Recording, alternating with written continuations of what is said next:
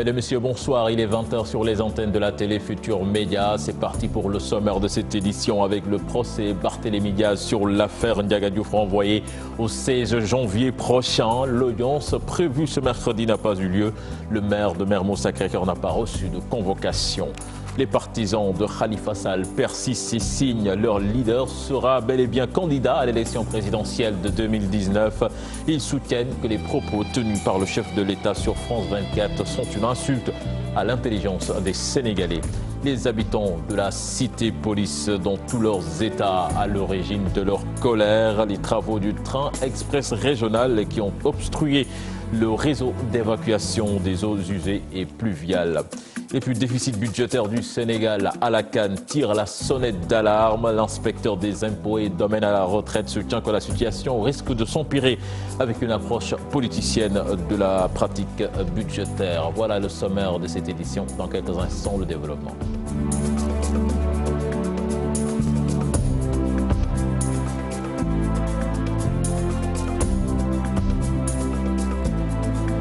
Bienvenue à toutes et à tous. Barthélémy Diaz devra finalement comparaître le 16 janvier prochain dans l'affaire du jeune Ndiaga Diouf tué en 2011. Ce mercredi, le procès en appel a été renvoyé parce que le maire de Mermoz Sacré-Cœur n'a pas reçu de convocation. Suivons ce récit signé Fatimata Touré. Le maire de Mermoz Sacré-Cœur devra attendre le 6 janvier 2019 pour comparaître devant le juge. Ce mercredi 14 novembre, le tribunal a renvoyé le procès en appel de Barthélémy Diaz sur l'affaire Ndiaga Diouf. Raison évoquée, les avocats de l'accusé n'auraient reçu aucune citation directe dans cette affaire. Pour rappel, le 22 décembre 2011, Barthélémy Diaz est condamné en première instance 2 ans de prison, dont 6 mois fermes. Aujourd'hui, cette affaire refait surface à quelques encablures de l'élection présidentielle du 24 février 2019. Le lieutenant de Khalifa Sall s'achemine ainsi vers un procès à risque, eu égard des rigueurs du parquet qui avait requis 10 ans fermes à son encontre. En politique, Khalifa Ababacar Sall sera bel et bien candidat à l'élection présidentielle de 2019. C'est du moins l'avis des khalifistes. Selon Barthélémy Diaz, les propos tenus par le président de la République sur France 24 sont une insulte à l'intelligence des Sénégalais. Rien ne peut entraver la candidature de Khalifa Sall. Je vous propose de l'écouter. Ces propos sont recueillis par Koumba Amatlo et Mohamed Dian. Nous n'accepterons pas ce que le président Macky Sall cherche à nous imposer. Nous refusons d'avoir un plan B, il n'y en aura pas. Nous avons un plan A, c'est Khalifa Sall. Et nous n'accepterons pas aujourd'hui que parce que le président Macky Sall a, semble-t-il, réussi sur le plan politique à extirper un dossier, en l'occurrence le dossier de M. Khalifa Sall, pour dire que, en ce qui le concerne sur le plan politique, M. Khalifa Sall n'est pas candidat à l'élection présidentielle. Nous n'accepterons pas que sur le plan judiciaire, qu'on cherche à valider cela en extirpant le dossier de M. Khalifa Sall et en disant que M. Khalifa Sall ne sera pas candidat. Et c'est là où nous devons mettre l'accent. C'est la raison pour laquelle nous interpellons l'Union des magistrats du Sénégal. Nous interpellons la Sénat. Nous interpellons la société civile. Et nous interpellons la direction générale des élections. Le président Macky Sall, dans sa tête, dans son entendement, Khalifa Sall est déjà condamné en cassation. La question ne se pose pas si Khalifa est condamné ou n'est pas condamné. La vraie question que vous devez vous poser, c'est est-ce que la Cour suprême a aujourd'hui la possibilité de juger M. Khalifa Sall d'ici le dépôt de la caution et le dépôt des candidatures? Je vous donne la réponse c'est non. Et puis Malick Gakou dit réunir toutes les conditions requises par la Constitution pour se présenter à la présidentielle de 2019. Face à la presse cet après-midi, le leader du grand parti s'est engagé à apporter des changements si jamais il est élu à la tête du pays. Compte rendu signé Cheikh Diop et Mohamed Dian. Le candidat du grand parti est prêt pour la présidentielle de 2019. Malick Gakou dit avoir bouclé tous les dossiers pour l'élection du 24 février. J'ai bien payé les 30 millions de cautionnement à l'élection présidentielle de 2019.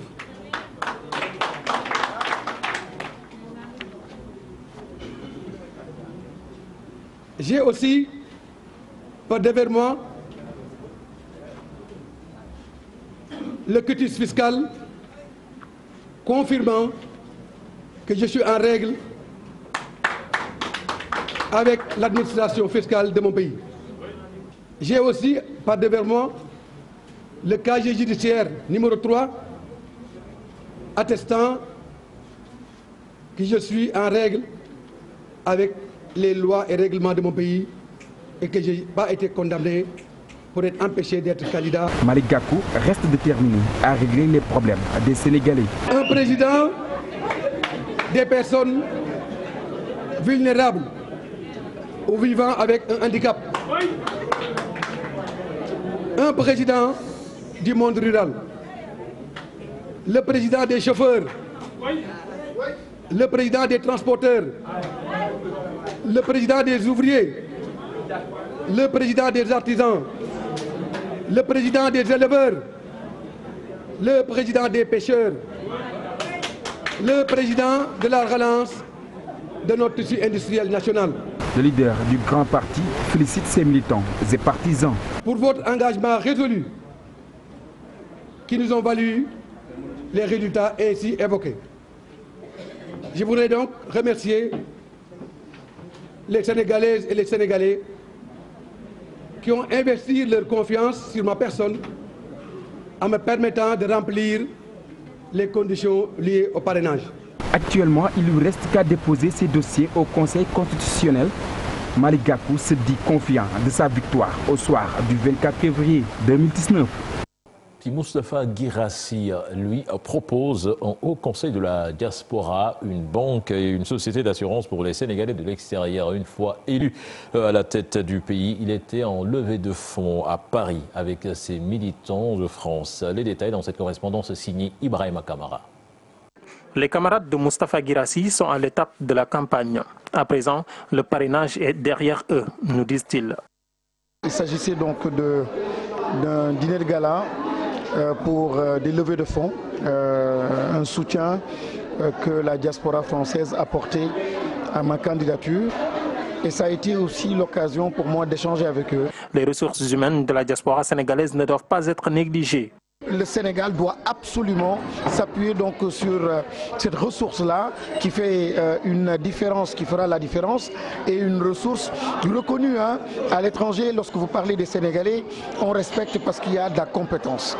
Une banque et une société d'assurance de la diaspora, telles sont entre autres les propositions du député Guirassy.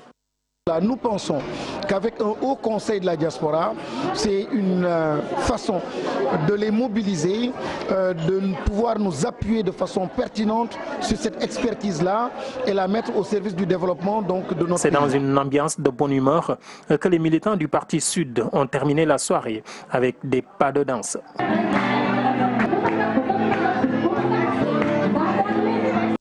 Ibrahima Kamara, retour au Sénégal après plusieurs marches organisées par des populations du Waalo pour la construction de la route Bolton-Diama et celle de Ross Béthio-Ronkh-Diawar. Abdoulaye Daouda Diallo a annoncé le démarrage des travaux dans les semaines prochaines pour répondre plutôt à la demande des populations du département de Dagana. Il a fait cette annonce lors de la rencontre politique à Ross Béthio qui a vu la participation de 11 maires du département qui comptent désormais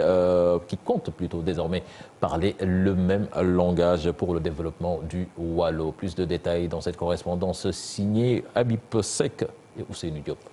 Lors du meeting organisé par le maire de la commune de Ross Béthio en présence des 11 maires du département de Dagana, les populations avaient soulevé plusieurs doléances devant le ministre Abdoulaye Daouda Diallo pour la réalisation de la route Ross Béthio-Ronkh-Diawar, mais également celle de Bolton-Diama. Le ministre Abdoulaye Daouda Diallo a promis aux populations le démarrage des travaux de ces routes dans les prochaines semaines.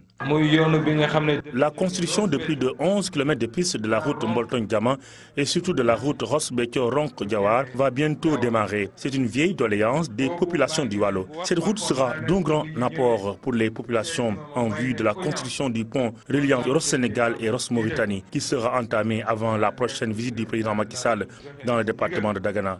Cette belle mobilisation nous rassure et avec cette unité, le département de Dagana fait partie désormais des départements réserves du président Macky Sall. Le maire de Ross Béthio, Amadou Bekay Diop, a défendu les réalisations du président de la République dans le Wallo. Il a soutenu que le candidat de la coalition Benno Bokk Yakaar a soulagé les Sénégalais avec surtout la maîtrise des prix des produits alimentaires. De 300 milliards, nous avons l'électricité. Avec l'annonce d'un nouveau programme du MCA pour aider le Sénégal à faire face à la pauvreté pour un coût global de plus de 300 milliards de francs CFA, c'est une bonne nouvelle pour les Sénégalais. Le Wallo applaudit pour ces efforts du gouvernement. Cela témoigne que le Sénégal est un pays démocratique qui a un président qui travaille pour le bien-être des Sénégalais. Tous les prix des produits alimentaires ont diminué sous l'ère Macky Sall. Le président Macky Sall a assuré que Abdoulaye Daouda Diallo a appelé les responsables politiques de Dagana à s'unir pour une victoire éclatante du président Macky Sall au soir du 24 février 2019. Nous parlons de toute autre chose à présent avec la Confédération nationale des travailleurs du Sénégal qui est très préoccupée par la précarité de l'emploi au Sénégal. La robotisation et l'intelligence du travail constituent une menace permanente. Les explications de Thilo Mamadou Sam et Mohamed Dian qui ont assisté à la rencontre initiée par la centrale syndicale. Rareté, précarité, l'emploi au Sénégal et ses mots devient de plus en plus un véritable casse-tête. Beaucoup en cherchent et rares sont ceux qui en trouvent. Une situation persistante qui interpelle la Confédération des travailleurs du Sénégal. La précarité de l'emploi, le sous-emploi, l'absence même d'emploi pour les jeunes. Combien de jeunes diplômés chôment au Sénégal? Combien de jeunes? Nous allons vers des situations où il faut avoir un master 2 et être dans la rue. Certainement, certains d'entre vous-même vivent cela. Donc, c'est la situation d'aujourd'hui qui nous oblige, qui nous interpelle par rapport à la réflexion. Une situation rendue beaucoup plus complexe par les nouvelles technologies. L'homme cède souvent sa place à la machine.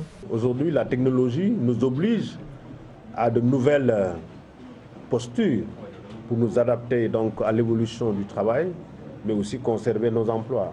Ce que nous voyons sur le plan technologique nous pose problème et nous interpelle par rapport à la réflexion. Aujourd'hui, nous avons vu sur le plan technologique, avec la robotisation, beaucoup d'emplois vont disparaître. Le futur du travail, l'avenir du syndicat, de véritables problématiques que la CNTS compte bien poser lors de ce congrès. Il y aura aussi des activités pré-congrès qui vont s'étaler, qui vont commencer à partir du 15 d'ailleurs. Le 15 novembre, le BIT même, le BIT de Genève, avec la CNTS, organise un atelier sur la communication, stratégie et opportunité. Le 16, un colloque des femmes sur le secteur informel, l'économie informelle. Un forum national des jeunesses aussi sur l'emploi des jeunes en Afrique et au Sénégal. Un manque d'emploi qui menace un taux de chômage persistant, entre autres problématiques que la CNTS compte bien discuter le 17 et 18 novembre prochain, un débat qui interpelle toute la communauté. Pendant ce temps, les syndicats représentatifs du secteur public de l'éducation souhaitent la matérialisation du corps des administrateurs scolaires. Une formation pointue de ces agents permettrait de mieux gérer l'école sénégalaise. Une rencontre en ce sens s'est tenue ce matin, un compte rendu signé Cheikh Diop et Diafaraba.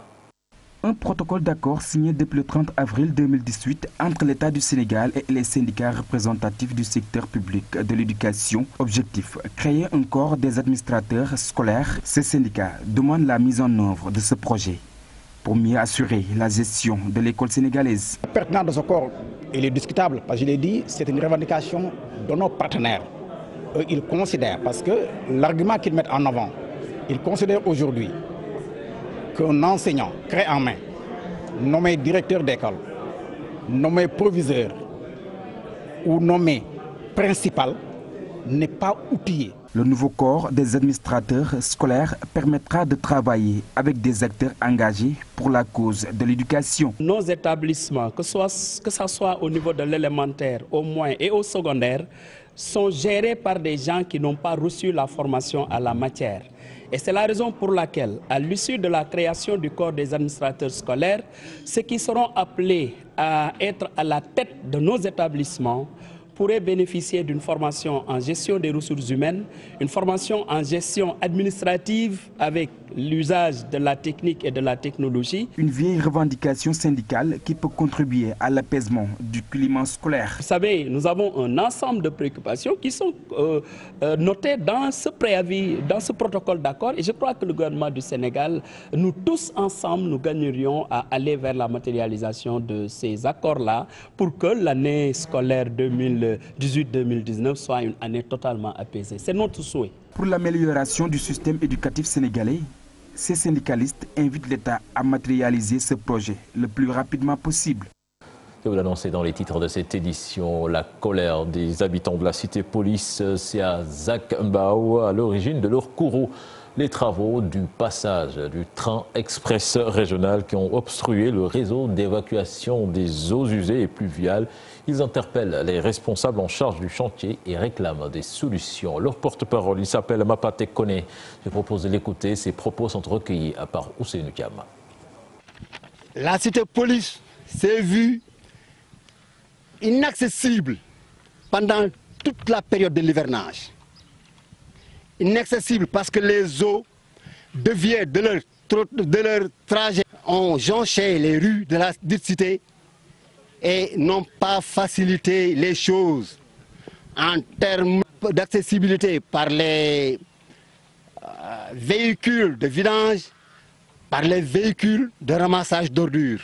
C'est une alerte que nous lançons.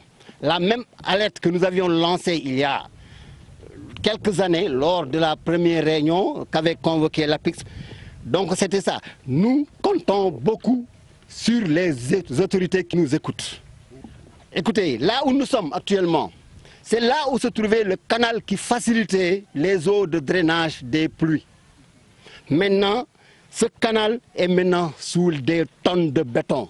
Nous parlons économie à présent, déficit budgétaire du Sénégal. La situation risque de s'empirer encore. C'est du moins l'avis de l'inspecteur des impôts et domaines à la retraite à la CAN.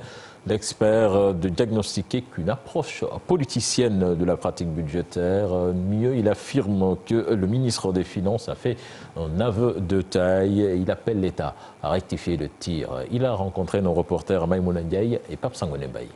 De 700 milliards en 2017 à 1065 milliards en 2018, la mobilisation des ressources pour le Sénégal s'agrandit d'année en année. Cet inspecteur des impôts et domaines à la retraite voyait cette situation venir. Aujourd'hui, le ministre avoue une situation qui a été décrite depuis le début de l'année. On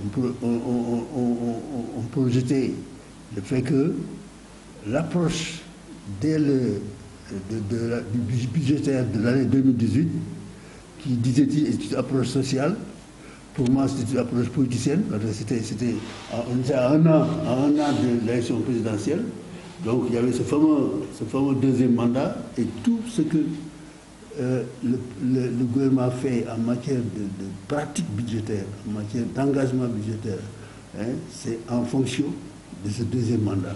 Approche politicienne ou difficultés passagères, à la CAN a peu d'espoir. Les causes sont là. Tant qu'on ne s'attaque pas aux causes, mais les difficultés vont continuer. Il ne voit que le côté dépenses, mais les recettes. Est-ce que tout le travail qui doit être fait a été fait? Est-ce que les recettes attendues sont au rendez-vous? Tout ça, c'est des questions, il faut les soulever. Bon, il y a le problème aussi des exonérations fiscales. L'expert d'ajouter que les priorités sont ailleurs. Qu'est-ce qu'il fallait faire à la place? Une politique de création d'emplois réelle, capable vraiment, une politique qui va dans le sens du développement économique et social.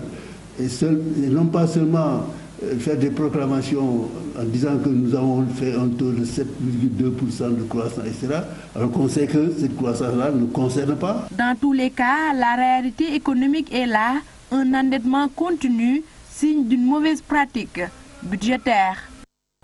Le ministère de l'Environnement met en garde concernant les feux de brousse avec le tapis herbacé qui passe de vert à asséché. En effet, 11 départs de feu ont été répertoriés dans les régions de Louga, Saint-Louis et Matam. Le ministère de l'Environnement donc lance un appel au civisme et à la responsabilité.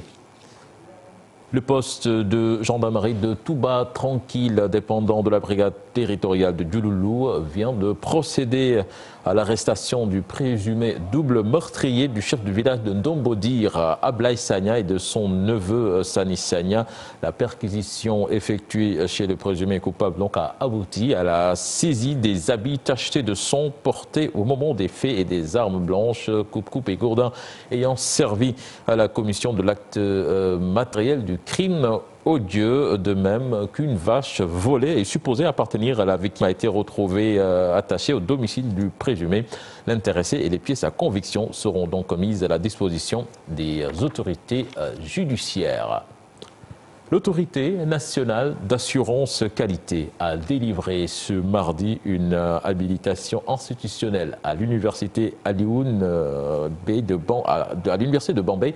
L'UADB devient ainsi la première université publique du Sénégal à bénéficier de cette distinction qui consacre la qualité de l'enseignement et de la gestion du temple du savoir. Le professeur Lamine Gueye, que je vous propose d'écouter, il en parle au micro de Babacar Diouf et Ndongouniaï. C'est plutôt une habilitation institutionnelle de notre université à délivrer les diplômes de licence et de master. C'est extrêmement important sur le plan de la démarche qualité et de la reconnaissance de la qualité pédagogique, administrative, financière, mais aussi de la recherche de notre université. Et nous avons donc soumis ce qu'on appelle le rapport d'auto-évaluation, et l'autorité nationale chargée de la gestion de la qualité dans l'enseignement supérieur a envoyé au mois de juillet des experts de très haut niveau qui sont venus évaluer toutes ces activités et tous ces dispositifs que nous faisons à l'université Alioune Diop. Au terme de cette évaluation, un conseil scientifique, le conseil scientifique de l'ANAQSUP, habilité à se prononcer sur l'habilitation institutionnelle, a accepté que notre université ait, par l'intermédiaire du ministère de l'Enseignement supérieur, l'habilitation institutionnelle. On s'en réjouit parce que par cette décision de l'ANAQSUP, donc du gouvernement du Sénégal, l'université Alioune Diop devient la première université publique à avoir l'habilitation institutionnelle à décerner des diplômes de licence et de master conformément aux procédures de qualité. Gamou de Tivaouane a présent une délégation du Haut Conseil des collectivités territoriales dans la cité religieuse pour présenter ses vœux au khalife général des Tidjanes. Ousmane Tanordien, le président du HCCT, a magnifié le beau travail des chefs religieux pour la stabilité du Sénégal. Je vous propose de l'écouter. Il est interrogé par Cheikh Anta Diop. C'est une tradition pour nous en tant que président du Haut Conseil des collectivités territoriales, comme en tant que secrétaire général du Parti socialiste. Nous venons à l'occasion du Gamou, la célébration de la naissance du prophète, paix et salut sur lui, féliciter la Sainte Famille de Tivaouane, les remercier pour les prières qu'ils font chaque jour pour la paix et la stabilité du pays, et prier aussi pour que eux-mêmes vivent longtemps en bonne santé pour continuer à servir d'équilibre, et de servir de régulateur, de servir d'élément de stabilité pour notre pays. Ma conviction à moi est toute faite que ce sont des saints qui ont vu leur naissance dans ce pays-là. Pour leur prière, je pense que c'est pour cela que cette stabilité continue à régner dans notre pays. Et nous en avons besoin dans un monde troublé où ça bouge de tous les côtés. Avoir un pays aussi stable que le Sénégal me paraît être une très bonne chose. Donc nous leur devons cela. Et périodiquement, nous le faisons. Et comme le Haut Conseil est composé d'une représentation des familles religieuses, qui sont au nombre de 11, un quota que le président a estimé nécessaire de mettre dans le Haut Conseil. Je crois que c'est une forme de reconnaissance à côté de ce qu'il fait pour les familles religieuses. Et chaque fois que nous venons en ces lieux, c'est eux-mêmes qui introduisent le débat.